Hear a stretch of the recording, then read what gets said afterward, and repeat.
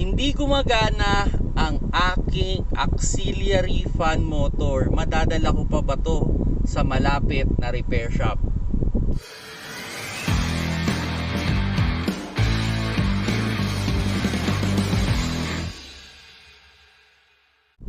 Hello mga paps, I'm Kuya Shane at may na-receive tayong question unfortunately, hindi daw gumagana yung kanyang auxiliary fan motor. At ang isang question niya sa atin safe pa ba siyang itakbo para dalhin sa malapit na repair shop?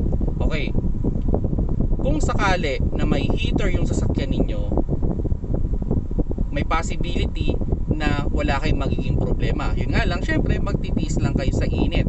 So ang idea dyan is itotodo mo yung heater mo, itotodo mo yung fan mo, then dadalhin mo siya sa repair shop. Ito lang yung note ko lang dyan. Siguraduhin mo lang yung way mo dun sa pinakamalapit na repair shop is walang traffic. Kasi syempre kailangan pa rin i-compensate ng yung hangin na nasasalubong dun sa nawalang auxiliary fan motor. So yun yung pinaka-note ko sa inyo yan. Kung may heater yan, madadala mo yan ng safe na hindi yan mag-overheat.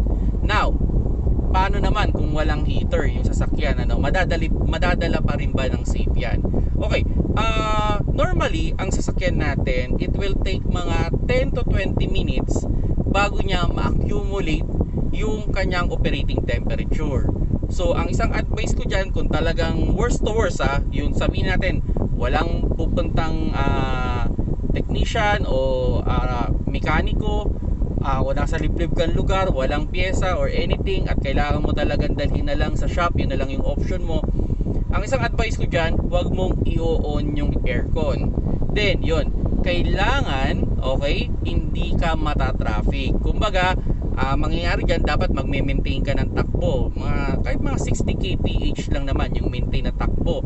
Then, as much as possible, less yung apak sa gasana. Dahan-dahan lang yung apak para hindi mabilis mag-accumulate yung heat ng inyong engine. Then yun, kumbaga sige nga, sira yung auxiliary fan motor. So ang idea doon, kailangan yung sasakyan mo nakakasalubong ng malamig na hangin.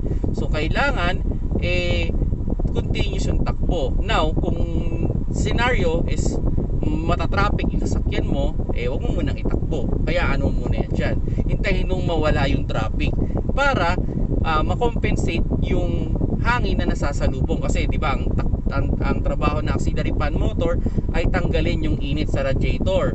Now, dahil nga sira yun, kailangan yung sasakyan mo nakakasalubong ng hangin para hindi siya mag-overheat. Now, kung sakali man na tumataas yung temperature or umiilaw yung red temperature sign, kailangan mong itabi at patayin mo agad para hindi ka magka-problema sa overheating. Pero still, I highly recommend kung kayang servicean dyan sa area mo, dyan i-repair, mas okay yon. Mas less yung possibility na magkakaroon ng problema ang inyong sasakyan. Kung nagustuhan nyo yung video, pakilike na lang mga paps.